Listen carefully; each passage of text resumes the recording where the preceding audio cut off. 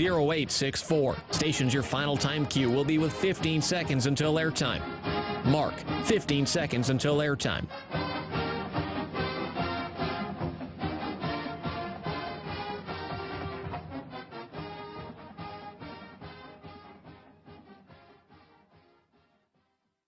Oregon is going to the Final Four. The following is a Learfield presentation of the Oregon Sports Network. And Oregon is going to play in the national championship game. Welcome to Duck Insider. Man, it feels great to be a Duck. Give it to me, baby. My house. I'm taking it there. Their competitors, they'll want to put the O on. Three, got it! We're going to compete to a standard every day. The Oregon standard. Rebound. Up and in. 1.4 to go. The opportunity to play, put Oregon on your chest, should mean a great deal to you. Unloads on one into left field. Back toward the wall. Gone! This program is staged to compete and to win championships. Oregon wins!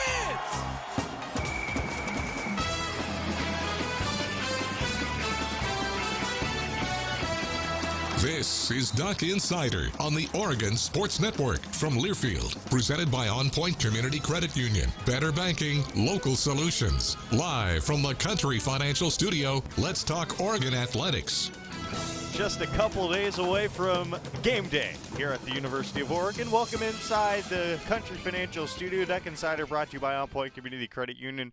Jordan Brenner here filling in for Joey Mack, who will be back with you full-time starting on Monday. We are so excited to have him back in the office, but he's been enjoying some well-deserved paternity leave. Great show today. We'll hear from student athletes like Bo Nix and Alex Forsyth and Noah Whittington, crucial members of the Oregon football offense. Off the top, we'll talk to Greg Wrubell, the voice of BYU. He's been doing it a long time and has seen that program ascend to where it is right now, which is maybe at one of its highest points in history. An announcement before we get to Greg Wrubell. Uniforms have been announced for Saturday, and the Ducks are going with the nightmare green look from head to toe. You look at the electric yellow numbers. Take a look at the gloves, those awesome helmets as well. Good look for the Ducks as they get ready to kick with BYU 12:30 on Saturday. If you're not at Autzen Stadium, you can watch it on Fox. There are limited seats available. Looking forward to seeing as many of you as I can at Autzen Stadium on Saturday. All right, Greg Wrubell is a longtime voice of the BYU Cougars, somebody to look up to in this industry. He knows all sorts of things about this matchup, and we talked about it for about 20 minutes. Here's Greg Wrubell. Okay, lucky to be joined by the longtime voice of the BYU Cougars, Greg Wrubell. Thanks for being here with us on Duck Insider. Big game coming up on Saturday. How are things going on in Utah? Well, it's been a 2-0 start for BYU for the third straight season. And as storied as BYU's football history is, it's actually only the second time in BYU program history that they've gone 2-0 in 3 consecutive seasons. They've never gone 3-0 in 3 straight seasons. That's on the line Saturday. But those are some trivial stakes. More importantly, it's a top 25 meeting. It's a primetime afternoon kick. It's a historic Autzen. It's in every way a massive game for BYU and Oregon too. I mean, they're still on the bounce back trail after the opener, and this is a big step in that direction for the Ducks as well. So I think it's a massive game. Love the build up. Love what's on the line, and can't wait to get to Autzen for the first time. The last time BYU played in Eugene was 1990. It was Ty Detmer's Heisman season, and the Ducks got after Ty and the Cougs pretty well that day. So it's been 32 years since BYU's played a football game at Autzen. They did meet the Ducks back in 2006, the Las Vegas Bowl. That was their last meeting. BYU won that game handily. But playing at Autzen is an entirely different deal. And the Cougars have just enough coaches who've been there with other teams, Utah primarily, to know just how tough it is. And, of course, the Ducks' current win streaks that everyone knows about also testify to how tough it is. So if BYU is going to get out of there with a win Saturday afternoon, they'll truly have earned it. Talking with Greg Wrubell, the voice of BYU football. So many storylines and so much history and all these things that you're alluding to, and BYU is a program. I want to learn a little bit more about you. You've been the longtime voice of BYU. It's a tradition on this program. we like to ask people their 2-minute life stories, how they got to where they are now. What's that story for you? Well, it's interesting that that BYU had Baylor for the Cougars home opener last Saturday night, because Baylor had last played at BYU in the Cougars home opener in 1984. That was the first BYU football game I ever saw in person. I had just come down from Canada. I was a new freshman at BYU in September of 1984, and I got my student season tickets, and literally the first ever BYU football game I saw in person was that home opener against Baylor in 1984. And so 38 years later, it was another home opener. It was Baylor again, and there I was coming full circle. So I came to BYU as a student in 1984, and that first year at BYU was the year that BYU won the national championship. So I got quite the introduction to Cougar sports that day, or that year in 1984, and that started a lifelong relationship with BYU athletics. So I came down and attended as a student, and I happened to get a job at the BYU flagship in Salt Lake City, KSL, when I was still a student at BYU. And KSL employed me for more than a quarter century. And during that time, I got to work on the BYU broadcasts, first as a sideline reporter for the radio broadcast crew, and then basketball play-by-play, then football play-by-play, then moving soccer play-by-play, and most recently baseball play-by-play, all on the radio. So long story short, I came as a student, got hired by the flagship radio station in Salt Lake, and ultimately got hired by BYU. So I've been a BYU athletics employee for the last 6 years and work in-house here at BYU. But I've been able to be associated with Cougar sports for more than 30 years. And it's a blessing. I'm super fortunate, and living truly a dream job. Very cool. Yeah, you're at a place so long, you experience some of those peaks and some of those valleys as well. We're in an instant where it feels like BYU as a program is flourishing. Last season, the Cougars were tremendous. They go 5-0 against Pac-12 teams, wins over Utah and USC, some powers in this conference. What does that mean for a BYU fan base to go into the Pac-12? Sure, a couple years ahead of joining the Big 12, a Power 5 conference, but what does it mean to go and spank Pac-12 teams and go 5-0 last year? Well, beyond the Pac-12 component, I think what we've just gone through, meaning BYU, what the Cougars have just gone through, has been a 12-year journey through FBS independence, and it was a grind. It was not easy, and not every program could pull off 12 years of independence and flourish, like you said, not just survive but thrive. And so it's been a tough 12-year grind, and a part of that grind has been loading up with P5 programs. And so as it turned out, the Big 12 invitation comes to BYU at a time when they've been kind of preparing, if you will, for P5 membership by having so many P5 teams on their schedule the last number of years. And so they weren't a P5 team, but they were playing enough P5 programs to get a feel of what it would be like to be in that situation year in, year out. And so last year when they do so well against the Pac-12, it was another indicator that they could be ready for life in the P5. And so last 8 games, I think BYU 7-1 against Pac-12 programs. That's important because that's going to be the most prominent P5 program you schedule will be a Pac-12 program because of just regional proximity. So the league and BYU have had a really good relationship over the years, scheduling primarily, and so it's important that BYU take advantage of those opportunities. Yes, they'll play the occasional SEC. They've got Arkansas coming to Provo this year. They'll play Big Ten teams. They'll play teams out of any P5 conference. But the Pac-12 is where most of BYU's bread's been buttered in the P5, and so it's important that they're able to kind of hold their own, and then also indicate that they're ready for life in a P5 conference. That's why the Baylor game last week was so big too. Baylor got after BYU pretty good last year in Waco, won 38-24. And the Cougars got to turn the tables on Baylor this year, and maybe kind of indicate this could be a rivalry to watch for years to come in the Big 12. I'm not sure Pac-12 membership was ever going to happen for BYU. I think the Big 12 was the league that was going to offer BYU a chance when there was an opportunity, and the opportunity came with Texas and Oklahoma leaving that conference. And so I like the fit for BYU going to the Big 12, yet I'm also appreciative of how many Pac-12 programs put BYU on the schedule and vice versa in the last 12 years of independence to really kind of aid BYU in that transition. I'm curious about the BYU relationship with Oregon. Sure, there's a storied history, two big brands on the West Coast duking it out again.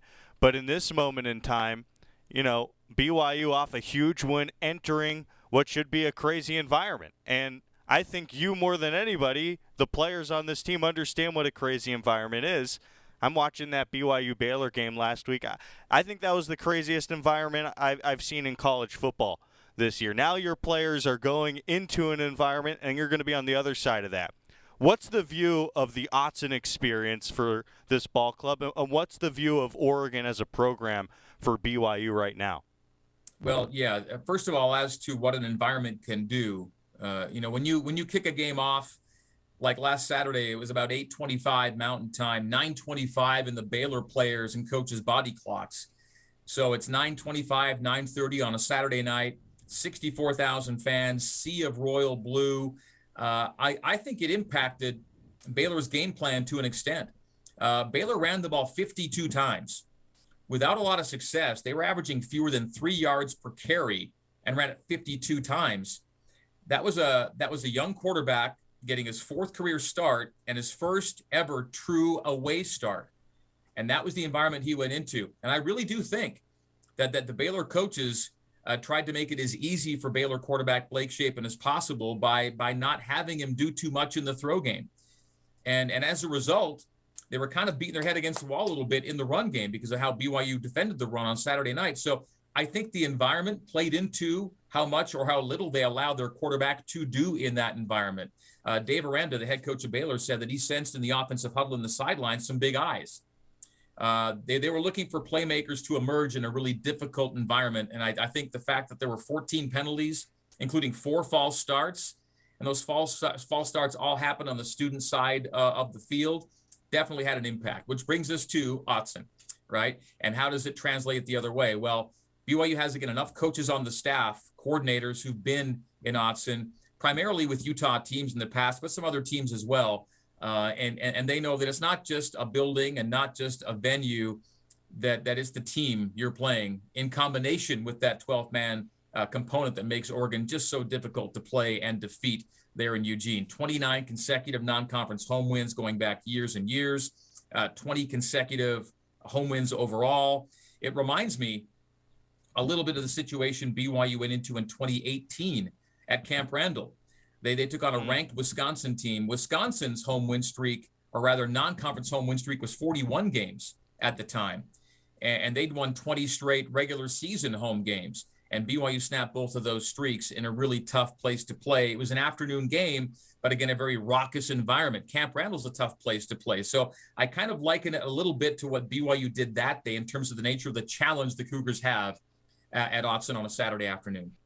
That's good stuff with Greg Wrubell, the voice of the Cougars. Been doing it a while. He understands, you heard it right there, just how difficult it is to go into Autzen Stadium and get a win. Well, we're going to get into the X's and O's and break down why it might be even more challenging for BYU after this break. They're missing some receivers. You'll learn more on the other side on the Oregon Sports Network from Learfield.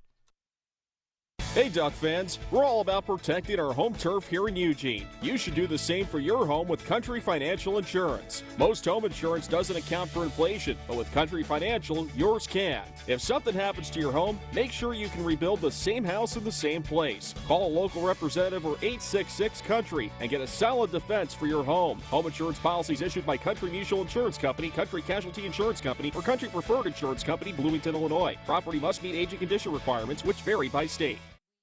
From the weight room to the classroom, on the field and off it, On Point proudly supports University of Oregon athletics because student athletes do so much more than bring us pride on game day. They bring our entire community together in Eugene and all across Oregon. So whether you're watching the game in the stadium, at home, or at your favorite local business, their success makes all of us stronger. On Point Community Credit Union, onpointcu.com. Federally insured by NCUA, Equal Housing Opportunity. Don't go anywhere. Duck Insider continues after these messages on the Oregon Sports Network from Learfield. I'm Smokey Bear, and I made an assistant to help you prevent wildfires. Dude, I've got this. I've been camping since I was 5 years old. But I am a camping influencer. You know what? I'll bet you $5. Assistant Smokey, what is the best way to put out a campfire? To put out a campfire, drown with water, stir, drown again. Then make sure the fire is out cold by feeling with the back of your hand. Wait, really? I'll take the $5. Learn more at SmokeyBear.com. Brought to you by the U.S. Forest Service, your state forester, and the Ad Council. It's time for today's STEM tip. Okay, you know recycling is important. No one wants plastic in the ocean. Here's a cool way to repurpose a plastic bottle. Build an awesome terrarium. Cut a large plastic bottle in half and fill the base with sand, pebbles, potting soil, and your favorite plant. I chose an African violet. Put the top of the bottle over your base and place it in the sun. Your plant will grow sealed in its own ecosystem. Fun, right? Learn more at She Can STEM. A message from the Ad Council.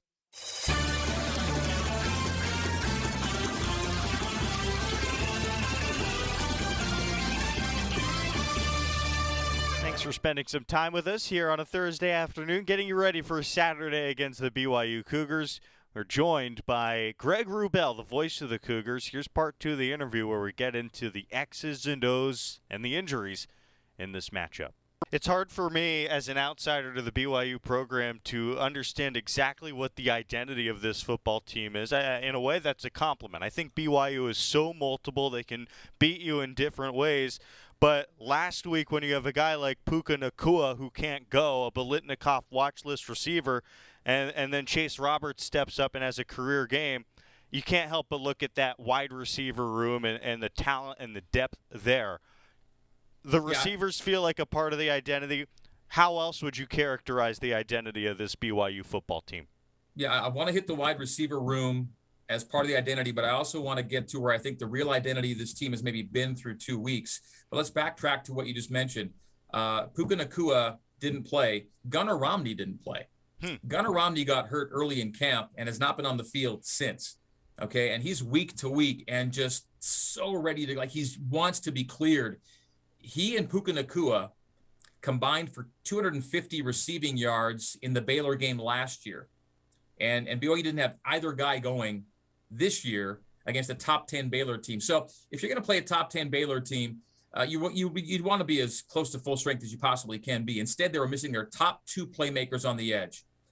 And that's a huge loss. And so to have a freshman in Chase Roberts come in and go 8 for 122 with an amazing touchdown catch, like one of the best touchdown catches you'll ever see in terms of where the ball was placed, getting the foot down.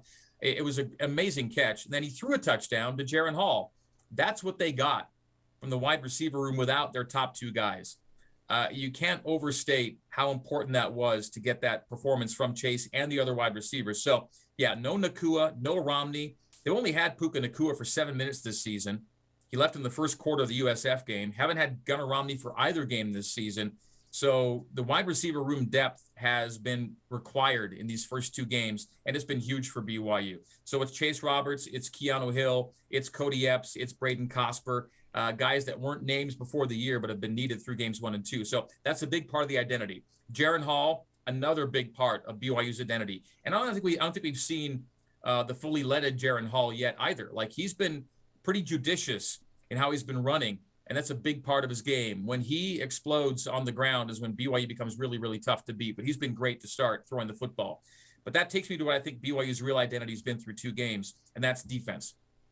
They were a team that struggled last year defensively, primarily when guys got hurt and they dropped off deeper down the depth chart. But with those guys back and BYU more or less at full health defensively, that's where the Cougars have really shown so far this year. When you hold Baylor to 20 points, under 300 yards, under 4 yards a play, under 3 yards per rush, that's doing something. And there was a time between the first and second quarters last week when it was 4 straight punts for BYU, and it was 4 straight punts for Baylor, and it felt like a Big 12 fist fight out there. And the Cougs felt right at home in that. I thought, you know, the trench battles last week where BYU really kind of defined itself, particularly on defense. And on that Baylor 4th down play in double overtime, Blake Shapen had nowhere to go with the ball. And the pressure came so quickly on 3-man rush that was a good indicator and a good symbol of what this BYU defense is right now, and that's how they won the game. I see some parallels between BYU and Oregon and how they're constructed, particularly in that front seven.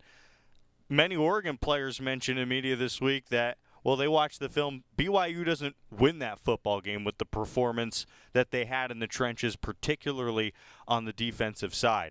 So to your point, I thought BYU's defense was ready for a very physical game with Baylor. Another parallel I've seen is, well, the fact that both programs seem to be led by player coaches, player-friendly coaches. Coach Lanning, I think fans would agree, we've learned just how player-friendly he is, how he looks out for his guys, all that type of stuff. I think that's been a big part of Coach Sitake and his growth with BYU. How would you describe how he's transformed the culture at BYU in what is it, his 6-year tenure already with the program? He's in his seventh season. Yeah, that's right. His seventh season, but just picked up his 50th career win last weekend. He's now 50-29. And I want to draw a couple of parallels. And you mentioned the word culture and transforming the culture. To Bronco Mendenhall's credit, there was not a lot of culture to have to transform because Bronco left this program in a very good place. Bronco left on good terms. Bronco left at a high spot. Bronco left this program in excellent shape. I think every BYU fan is grateful for the service Bronco gave BYU and how he left the program. Bronco, when he arrived, that was a true transition time. They were 3 straight years not in a bowl. They'd had losing seasons. Bronco brought them to a really good place. And so Bronco left them in a good position and put Kalani in a good spot to start things. So kudos, first of all, to Bronco Mendenhall for leaving BYU in a really good place. But then Kalani had to put his own stamp on the program too. And 2 years in, the second season was a dip year. The second season was a losing season, a non-bowl year, and he had to make some tough personnel calls, made some critical coaching changes. That was an early indicator of Kalani realizing how he had to put his own stamp on this program, but he truly has. And I bring up the 50th win and the 7th season to draw this parallel, to which I alluded a moment ago. That is this. Lavelle Edwards picked up his 50th career win in his 7th season back in the day. It took Lavelle 77 games to get 50 wins. It took Kalani only 79 games to get 50 wins. So essentially on the same pace. And I bring that up because Kalani, when he took the job, said he'd love to be considered the Polynesian Lavelle if all went well at BYU. And I think that it kind of references a couple of things. Well, longevity, right? You'd love to have Lavelle's longevity. Success. You'd love to have Lavelle's success. And one breeds the other, and you get one because of the other. And I think 50 wins through 7 years and counting is a pretty good pace for Kalani. But then beyond that, there's who they are. You know, Lavelle's identity was one of generosity of spirit and love and warmth and connection and attracting players families to BYU because of who he was and how genuine he was. And Kalani's very much the same way. He and Lavelle aren't the same personality necessarily, but they have a lot of the same attributes in terms of affability and warmth and love, and you're drawn to him, and players love to play for him. I don't think BYU is going to be a program that suffers a lot in the transfer portal as a result, because players truly do want to be at BYU because of the head man. Yeah, sorry to interrupt you. It's an interesting advantage, especially in the transfer portal era. Nice enough to be joined by Greg Wrubell, the voice of BYU football. We're running a little bit short on time, but I do want to leave you with this question. Huge game for both fan bases. Everybody's excited for this clash of two huge programs. What are your keys for Saturday? What's going to decide this football game? Well, what BYU did last Saturday is pretty integral, and that is they had another turnover-free game. Now, you might say, well, turnover-free games are pretty rare, but the bottom line is the last 2+ seasons for BYU, roughly half their games, that's a big number. They've had no giveaways.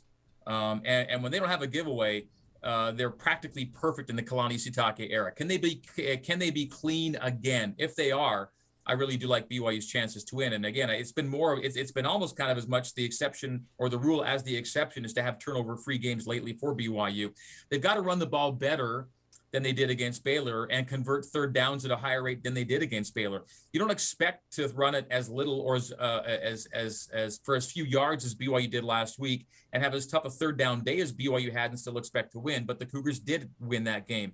And at the same time, have a field position disadvantage. And so if they can flip those three things, a better third down number, run the ball just better, and have better field position they had last week, I think those will be three real important keys for BYU, because in a lot of ways, their defense kind of had to win that game for them last week against the Bears. I don't know that you can count on that every week at the P5 level. That's Greg Wrubell, the voice of BYU football. Really enjoyed this interview. Looking forward to shaking your hand on Saturday, and best of luck traveling to Eugene. I look forward to seeing you. Look forward to being at Autzen, and thanks very much for the time. Appreciate it. That's Greg Wrubell, the voice of BYU, joined us here on Duck Insider. Every week we get a chance to talk to the play-by-play man for the opponent, and, well, pretty cool that we've been able to hear from Georgia and BYU, some, really talented sports broadcasters across the country.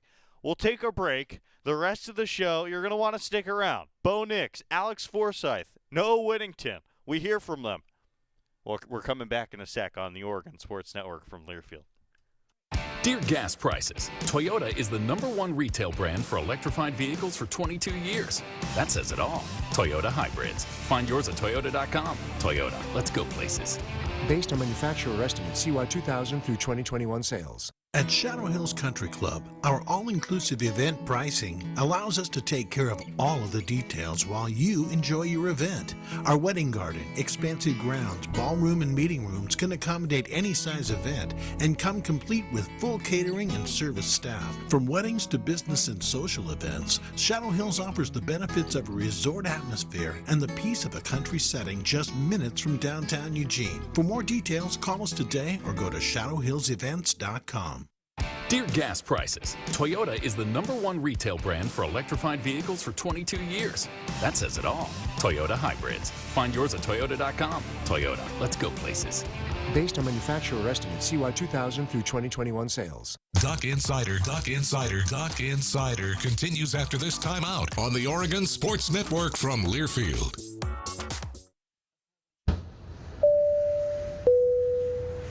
This is your captain. We are going to be experiencing some slight turbulence. Please fasten your... Oh, hold on. Just got a video of my cat. Imagine the pilot of an airplane was as confident as you are texting and driving. Seems kind of crazy when you put it like that. Visit StopTextStopWrecks.org. A message brought to you by the National Highway Traffic Safety Administration, Project Yellow Light, and the Ad Council. Here's a fun fact for you. The average chameleon can point their eyes in 2 different directions. On the other hand, the average human can't. So unless you're a chameleon, there's absolutely no way you can focus on texting and driving at the same time. So don't do it, unless you're a chameleon. Visit StopTextStopWrecks.org. A message brought to you by the National Highway Traffic Safety Administration, Project Yellow Light, and the Ad Council.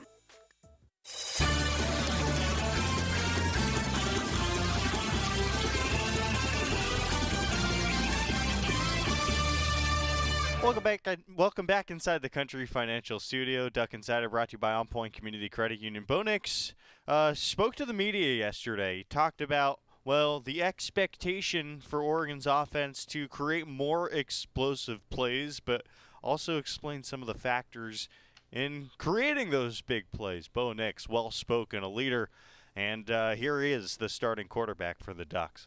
Good, how are y'all? Good. How would you characterize his progress in your performance, offensive performance? Obviously, it was pretty good. We put a lot more points on the board. We were doing pretty well on third down. We had a good scheme for third down, and we just did a good job of maintaining drives and holding those drives and scoring at the end. What were opportunities you saw last week, looking back at the film, Bo, that you were happy about, and what were some that you felt like maybe you missed an opportunity? Well, obviously there's a lot you can grow on, but we're just really pleased with just the completions and just getting the drive started and having a lot of good drives on the few first downs, and then just getting it started, and then finishing with touchdowns. How important is just getting into a rhythm? I mean, your completion percent, I think, was the highest since Mariota in 2012. How much does just the rhythm, getting into a rhythm, help you as a thrower?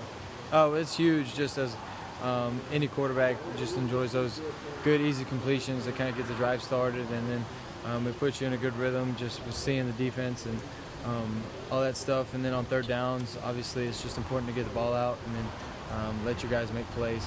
How do you judge and assess your own? Beyond looking at the film, obviously, we chat about with Kenny for sure. But I mean, is there a number? Is there a measure beyond completion percentage? Is there a certain stat you look for? Is there something you're mindful of in evaluating yourself?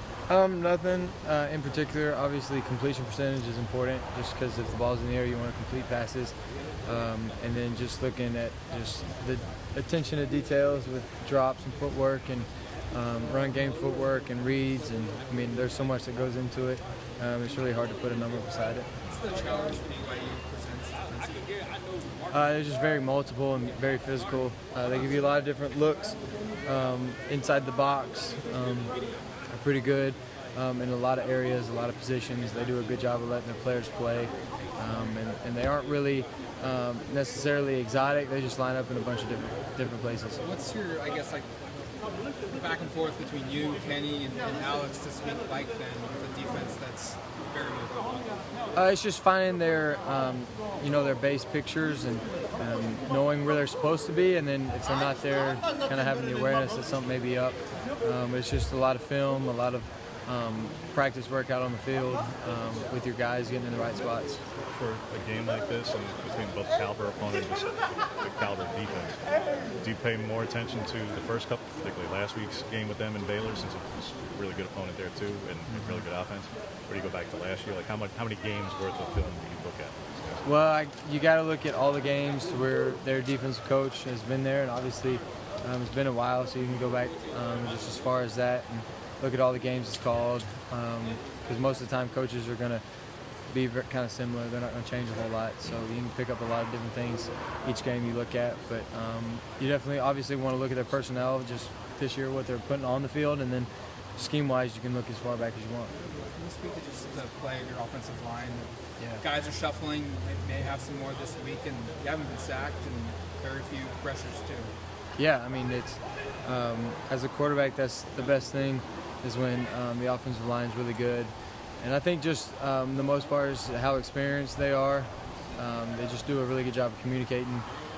They watch film a lot together. They just very close-knit group that has seen a lot of football and then communicates well. And then they play really hard up front, and that's all you can ask for as a quarterback. Do you feel like there's been any change with Harper in the lineup? Because it's a guy that hasn't played in over 1,000 days until the last couple of weeks, and doesn't feel like there's much of a drop-off. To be honest, no, because from week 1 to week 2, you saw a lot of consistencies. Obviously, down the road, you can continue to see guys go in and out, and because unfortunately at the O-line position, sometimes a lot of guys get injured and banged up, and so you got to have a lot of different lineups. But I'm comfortable with all those guys, confident, and trust them all. With Troy and Terrence Dunn in particular, because you turned to them a lot on third down, and not just this past week, even in the Georgia game, you're looking for them good there. With a younger receiver core that hasn't been either proven statistically or proven in those third down moments and go-to guys, looks like you've gotten comfortable pretty quickly with two guys in those spots. Yeah, and then all that goes back to just scheme and who's going to get open on a particular play, and a lot of the times the defense dictates that. And we have some good schemes to get guys in matchups that we know are going to be successful, and obviously those two guys are two that have had success in the past couple of weeks, and obviously will continue to do so. But it's just all about getting good matchups on third down, and with the inexperience, those guys are just going to continue to get more and more reps at it, and so you may see a lot more other guys get those kind of opportunities. Obviously the Georgia game was a huge game, but you've played in a lot of top 25 and big game environments, and you know what that's like. Obviously it's certain here and throughout the SEC. This is the first one here in 4 years, so there's not, other than the really older guys, like very few guys on the team would have been here in 2018 when they even played. How do you get prepared for that kind of big game environment, though? You just, like any other game, I think you take each game as an important game. Maybe the environment will be different, but it's good to have it at home. So the environment for us shouldn't change too much. I mean, it shouldn't be a difficulty communicating, and that's just the luxury of playing at home in these type of games. But I see it being a huge factor, obviously, for them to communicate, and that's always a good thing. What's made Sean so effective for you guys as a running back, either running or catching? You've looked at him quite a bit, and he's made some plays both games for you guys. Yeah, he's just very versatile. He does a good job out of the backfield catching the ball and running after the catch. Obviously, he runs really hard, and then he's a really good pass protector as well. He's kind of like me, been playing for a while, seen a lot of different looks, and so obviously just with his experience, it's good to have him in the backfield. I don't know if anyone was really anticipating him maybe leading the team in rushing. I know it's 2 games, but did you see that during fall camp, that this was going to be a guy that was going to be making these plays for you guys? Yeah, absolutely. Just because I think just him being a veteran, him being around a lot, he's just kind of at that point to where he's able to do that. He's able to be on the field in a lot of different situations, and when you're on the field, good things happen. We've got a linebacker who's got an interception, a pick 6 earlier this year, but he's had interceptions for like 4 years in a row. Played a lot of great linebackers in the SEC. Anyone who compares by way of coverage ability, like say he's built more like a safety, and that's why he's got the picks, but he's really all over the field. Yeah, sometimes you see guys like that that are do-it-all kind of guys, can play in the box, can cover. Seen a lot of different of those type of players. None really come to mind, but obviously as defenses continue to progress, it's always good to have that guy that you don't have to take out, and so it won't make any personnel changes and won't raise awareness from that category. But I think just with his position, he does a good job, and so we'll see what happens. When fans are always clamoring for more and more deep throws, they all want bombs, they all want 40 and 50-yard passes. I'm sure you love a couple of them too. Yeah. How much like last week was just in part by design, that either you guys didn't want to show it, didn't have to show it, and it wasn't that you were deliberately not throwing them. It was that it was trying to keep things under wraps a little bit. Is that fair? Well, a lot of times fans want bombs, but they don't look at the defense a whole lot. And defenses want to prevent bombs. And so I think fans just kind of get caught up in what they want. And, they just don't necessarily understand a whole lot. Well, Noah talked about Cam's impact in the blocking game. What has his impact in the blocking game been like for you? That's been huge, just to add his experience and physicality to that room, just to add another guy that has a great skill set, and he just allows us to be very multiple with different things. And he obviously made some good plays on Saturday, getting the ball in his hands, and it's just good to see him be back on the field. Do you think that mixture of blocking and catching ability has gotten those significant snaps? Absolutely. Obviously, when you're just one-sided, you could tell the defense kind of what the play is. So when you're balanced, it's always good to use guys how they're what they're good at, and if you can run, catch the ball, and also block, then you're going to be doing a lot of good things on the field. That's Bo Nix talking with the media earlier this week. We're going to talk to one of his teammates when we get back, Alex Forsyth, a veteran O-lineman who's been doing it for a while. One of the leaders on that group that has kept Bo Nix upright quite a bit this year. We talked to him after this on the Oregon Sports Network from Learfield. From the weight room to the classroom, on the field and off it, On Point proudly supports University of Oregon athletics because student athletes do so much more than bring us pride on game day. They bring our entire community together in Eugene and all across Oregon. So whether you're watching the game in the stadium, at home, or at your favorite local business, their success makes all of us stronger. On Point Community Credit Union, onpointcu.com. Federally insured by NCUA, Equal Housing Opportunity.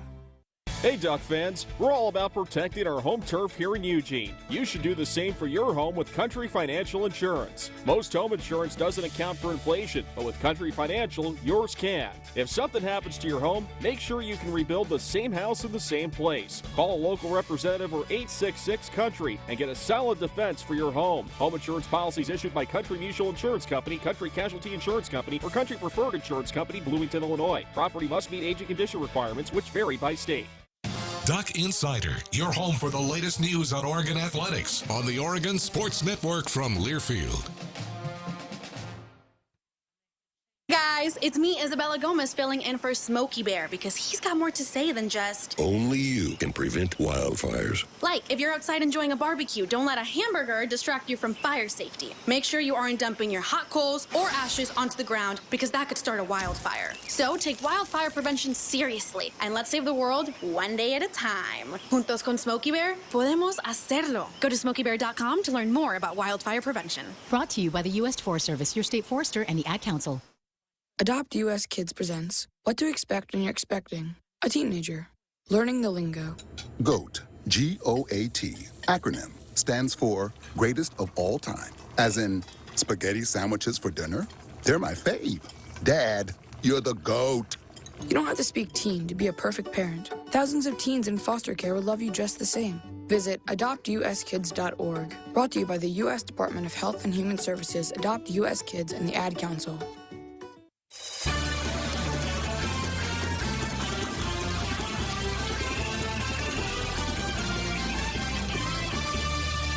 Going to be a real matchup in the trenches this weekend against BYU as we're coming back on Duck Insider in the Country Financial Studio, brought to you by On Point Community Credit Union. BYU coming off an overtime win against Baylor, the reigning Big 12 champs. You talk to anybody around BYU, and they'll mention that performance the front seven had in those trenches, disrupting one of the most potent offenses in the country. That's what Baylor had entering that game. I don't know if they left that game feeling so confident. Going to be huge for the Ducks to win the battle up front. Alex Forsyth talked about that this week with the media. Good. All right, I'll get one easy one.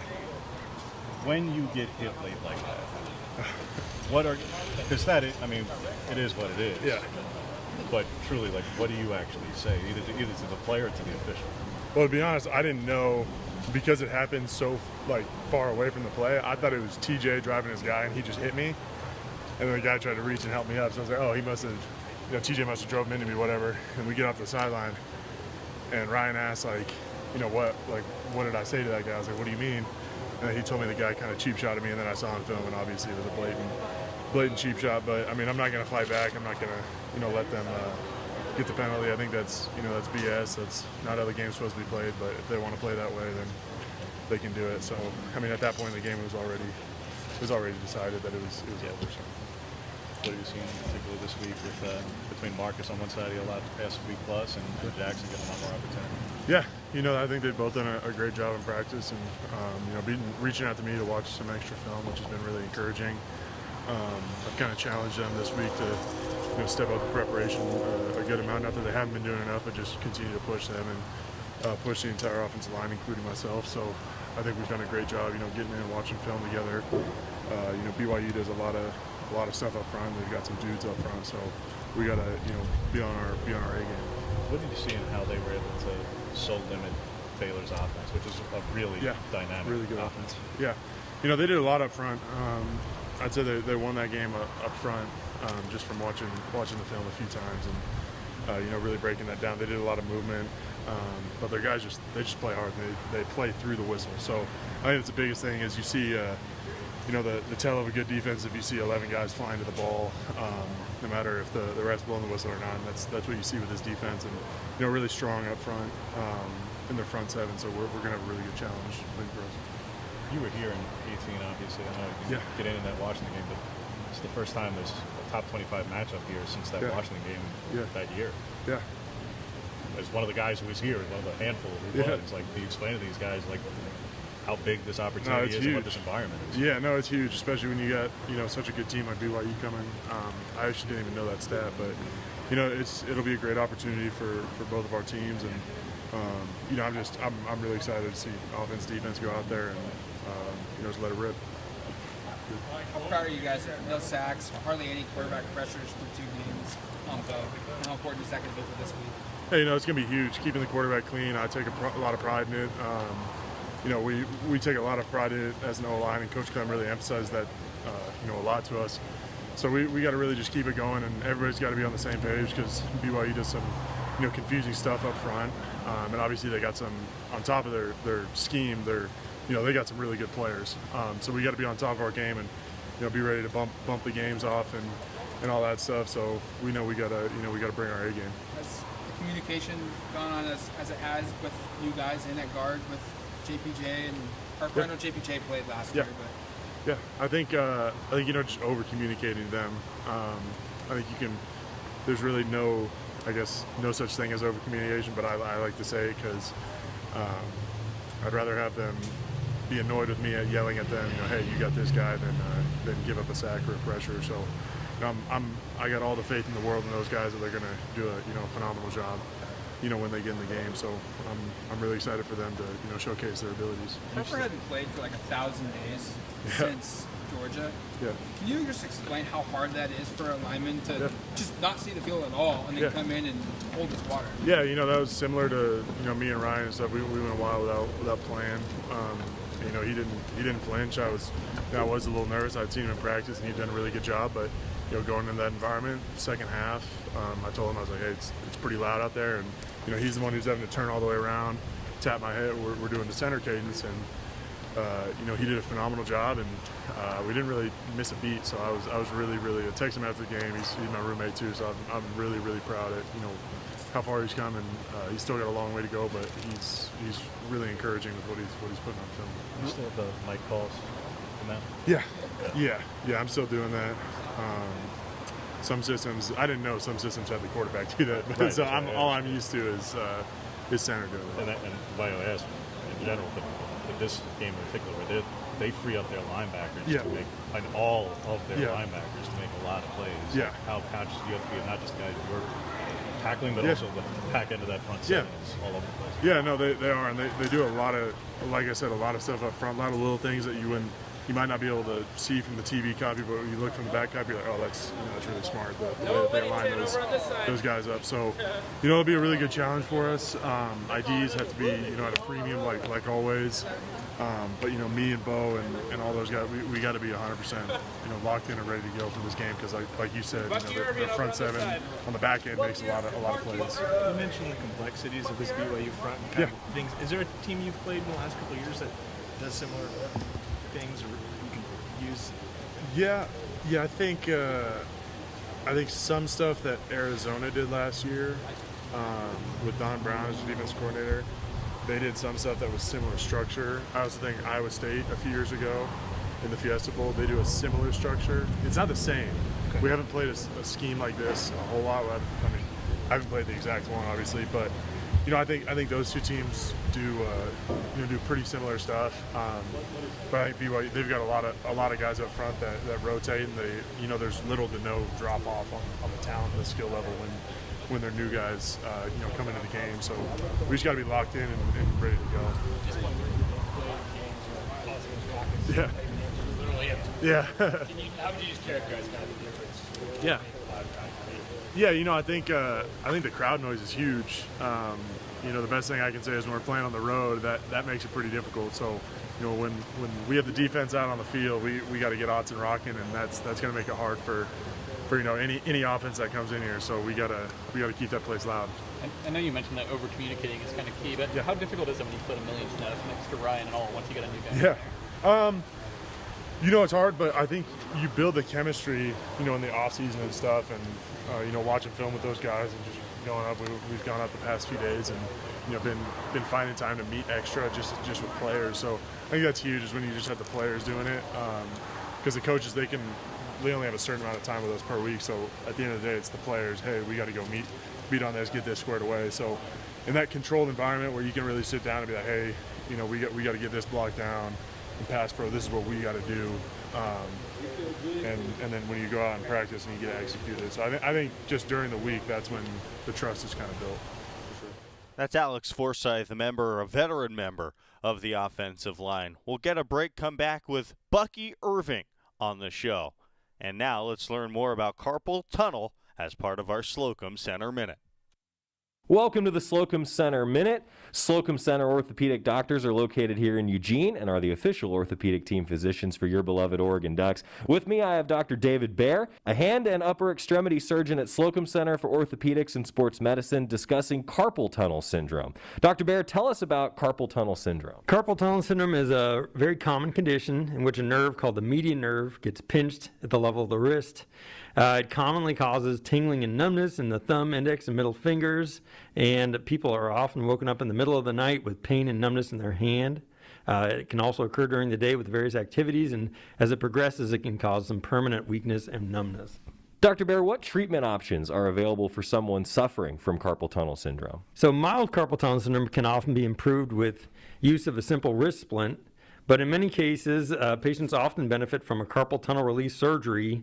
This is a surgery that can be done in a minimally invasive fashion with a small incision, and patients can move their fingers right away and get back to doing things they like in a quick fashion. Thank you for joining us today, Dr. Bear. Thank you. That was the Slocum Center Minute, brought to you by Slocum Center for Orthopedics and Sports Medicine, the official orthopedic sports medicine team physicians for University of Oregon Athletics since 1967.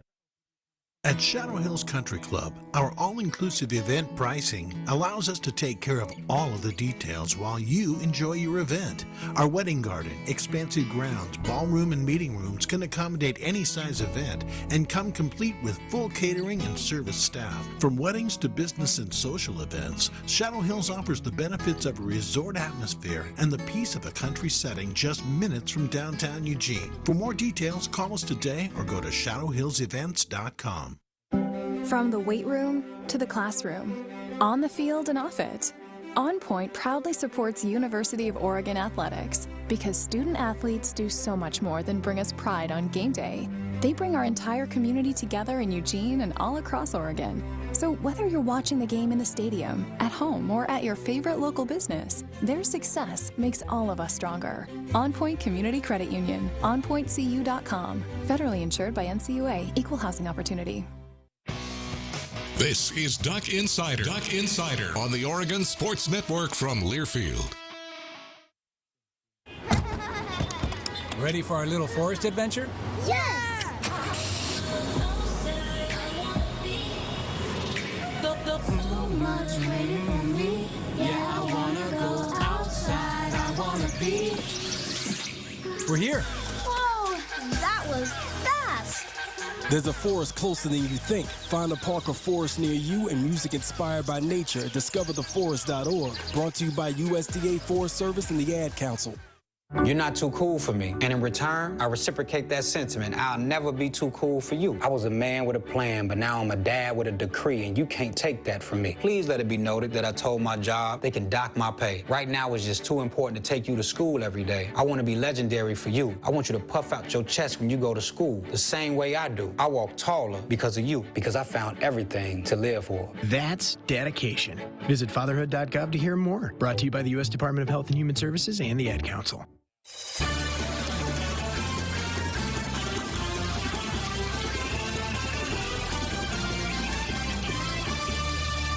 Few minutes left here on Duck Insider, and before we wrap up today, which was a good show, let's hear from a member of that running back room, Bucky Irving, here on Duck Insider. It's been like the first couple weeks playing in a new team, new offense, new system. Just what's it been like for you so far? I mean, it's been great, just adjusting everything very well. Great teammates. I mean, it's been amazing so far. Obviously, you've gotten involved in the passing game a little bit as well. I know that was something you did at Minnesota as well. What is that like as a running back? Because there's plenty of offenses where running backs really don't get very involved in here so far. It's not just you, like all of you guys have gotten really involved. I looked at Coach Dillingham offense in the previous years that he's been coaching, and I like how he get his guys in space, also put his backs out wide, show that they could catch out of the backfield. So that really touched on me coming here just so I could show, like, people around the country that it's not all about just running downhill, really just getting guys in space and catching the ball out of the backfield. Is there a particular running back who you try to model after in that way to cover? My favorite running back is Alvin Kamara right now. What was it like at Autzen on Saturday? I mean, it was great. First time being there. It was pretty loud. Loved the atmosphere. You got to play, I believe, in that opener against Ohio State while you're at Minnesota, and I know. No, I didn't play in that game. Right, well, I played in that game. Yeah, I was there. You played shortly thereafter. Yeah. Obviously, that was a huge opportunity, a home game and a top 25 matchup. So is this, and they haven't had a top 25 matchup here. It's hard to believe, but in like 4 years, you're getting in your third game. As somebody who's been in that environment, whether you play it or not, what is it like to play in that kind of environment, in that kind of a marquee match? I mean, the first game when I was at Minnesota, we went against Ohio State, and I was just watching Mo Ibrahim, how he prepared. I mean, he was my roommate in the hotel, so I just took every step from him and just took everything and synced it in and just see how he prepared for a game, even though it's a big game, still treating every game like it's the same. Bo Nix in the middle. What areas, maybe through a couple of games, do you feel like you need to improve upon? I feel like I need to not drop no more balls. Okay, I was wondering if you're going to bring that up. what went down there? Was that just bad? Obviously, in the past, you've shown an ability to catch it. No, we all good. It was just me not looking the ball in, but I stayed after practice and caught plenty of balls, so you probably won't see that anymore. Yeah, I was going to ask you kind of, what have you done to work on that, just stay after practice? Just staying after practice, catching those extra balls, in between periods, catching balls, just looking it in, just not trying to be so frantic to get the ball and go, just look it in so I can do what I do with the ball in my hands. BYU's really a good defensive line, really good front. What do you kind of see with them and the expectations this We got weekend? a pretty good football team coming in. They got some experienced guys coming back from last year, so they got a bunch of pretty guys that been here before and played lots of football. It's exciting to play in a game like this. Obviously, you guys' first game was against a really good opponent, second game FCS team, but another team here, top 25. Yeah, it was pretty good playing the game against Georgia. I mean, we had to face some adversity, but we just came back and put our head down and got back to work. And I mean, we got another good opponent coming in here, and I feel like as long as we prepare well, it should be a great game. When you have such a hard time in the first game against a ranked team, then you have another one so shortly after, is there a thought of we really want to prove some sort of improvement? I mean, yeah, you know, after facing a team like Georgia, having a little adversity, you should always want to come back and just put your head down and just treat the first game like your second game and just prepare the same. You know, you were in a pretty talented running back room in Minnesota. Was it similar to this where everybody kind of got a shot week in and week out, or was that more, do they rely on more on one guy? No, it wasn't. At Minnesota, it wasn't really like rely on one guy. Like, if you was rolling, you was rolling. Like, you just better be ready to play when he call your number and go in the game. So you're kind of used to this running back by committee system? Oh, for sure. Like, I mean, I love our running back room. We all trust in each other. When our numbers call, we just go out there and perform. Do you feel like... Good to hear from Bucky Irving here after practice. Didn't quite get to Noah Whittington. We'll try and fit him in tomorrow on the program, but as everybody knows, Friday here on Duck Insider, especially during football season, awfully fun. We'll have Jerry, Jorgie, Joey, and myself spread four wide in the studio. We'll go through our Pac-12 picks. And by the way, it's a sensational week of Pac-12 football. Outside of the Oregon game, you have the Trojans taking on Fresno State. That's one that I'm looking towards. And, well, USC after that one, they're going up to Corvallis. So the next 2 weeks for USC, I think we're going to start to learn a little bit more about them. Are they pretenders? Are they contenders? We'll have that tomorrow on the show. Thanks to everybody who made this one possible. Scott Phillips, thank you very much. Mitchell Lee back in studio. Folks, we're 2 days away from Saturday. Go Ducks.